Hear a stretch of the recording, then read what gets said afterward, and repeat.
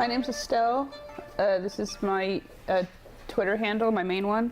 Follow me because I'm a Twitter whore. And here are the files.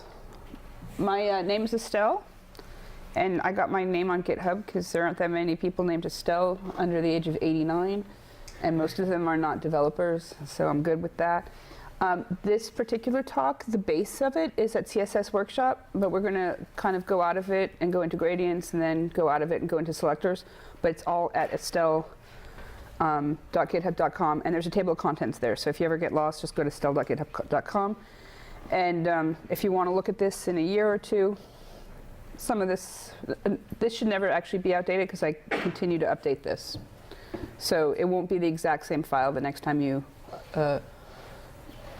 go to it, but it'll be, have better browser support or whatever. So it's not like I update it every day, but it's usually like within a month. So if something's updated today, it'll be updated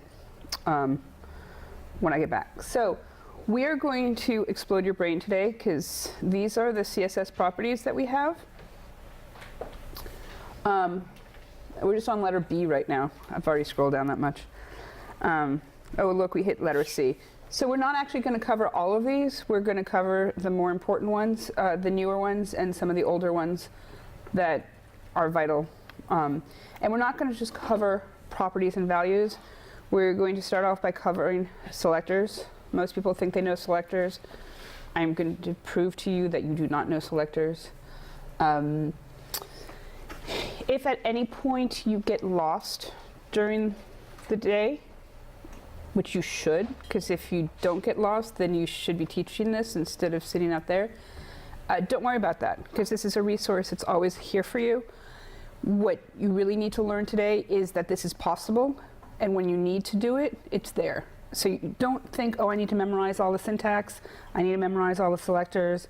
I need to know exactly how to write this, because you may never need an nth last of type 7n-2 for like the next 2 years. But when you can't figure out how to target an element, it'll be here. So we're going to cover selectors, properties, and values.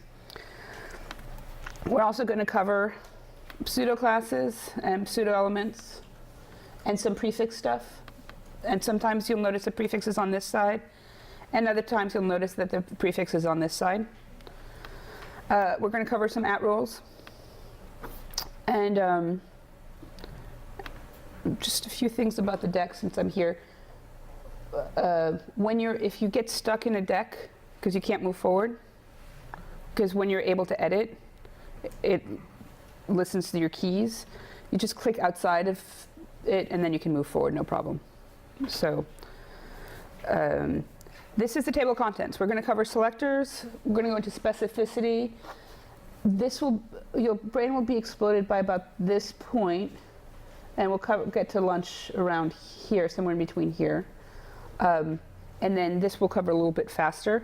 And this is the stuff that you probably think is like most interesting, but I'm going to spend most of the time on the first section because I want you to ask questions during that part, and I want you to get that down pat, because if you can get the first section down, the other stuff is really easy. So there are many exercises in this deck. And when you see a gray, there'll be I have a little tail. Okay, there'll be a little black link up there, and that means that it'll open up in a new window. All the exercises will open up in the same window, so you won't have 400 open windows by the end of the session. So if you want to actually save it and open up in a new window, a different window, right-click and say open up in a new window or new tab, because otherwise it'll just open up over and over itself again.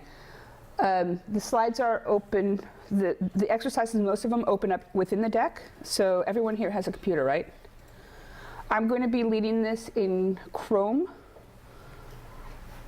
We have 1 PC in the room, 2 PCs in the room, 3 PCs. Okay.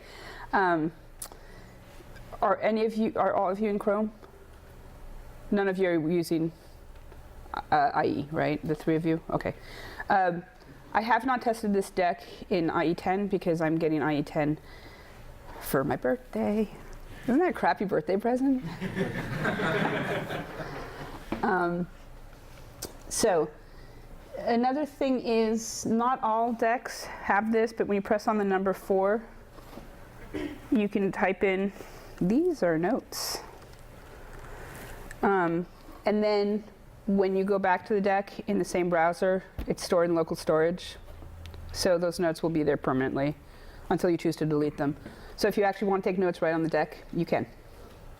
If you, all of these things that are semi-white, which you can't see white up here, but you can see white on your computer, you can edit these too, but that won't get saved. The only thing that will get saved is if you do the number 4 on slides that have it, and then it'll save.